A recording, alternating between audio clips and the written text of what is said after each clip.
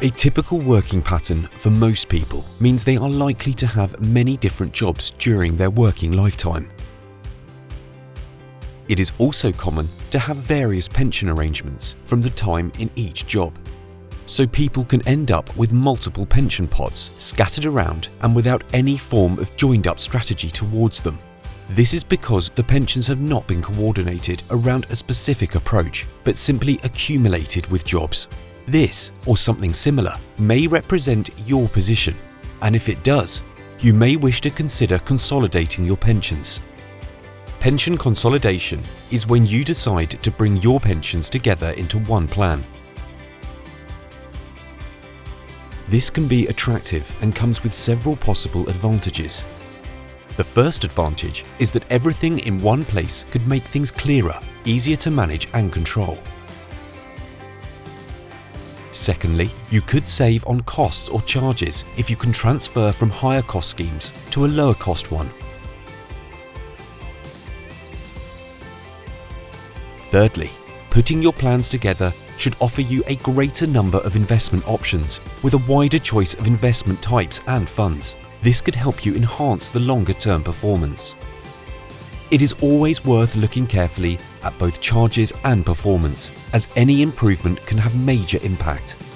Take the example of a pension which has £10,000 as its current value, with charges attached to it of 2% per year. In the future, it produces an investment return of 4% per year. In 30 years' time, that pension will have grown to £18,114.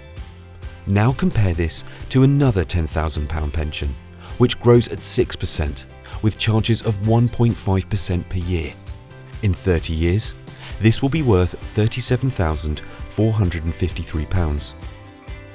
Consolidating combines easier management, less paperwork, less to keep track of, with potentially better overall terms. To consolidate past pensions into one plan is often attractive, but before doing so, you should be wary of some potential disadvantages.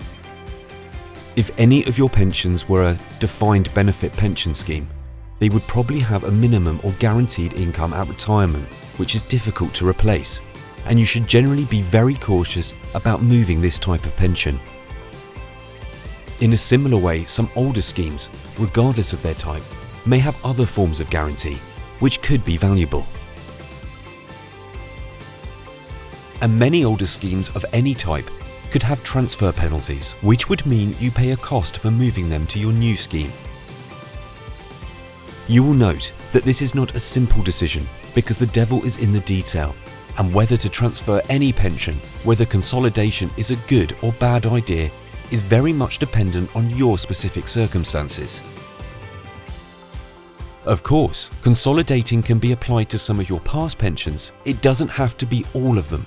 For example, if you have 5 old pensions, there is nothing to stop you merging 4 and leaving one where it is, possibly because of its guarantees, which you would want to keep. There are many times when consolidating makes perfect sense, but it is not always the case, and you should carefully check the terms on your past pensions and use an expert to help and advise you.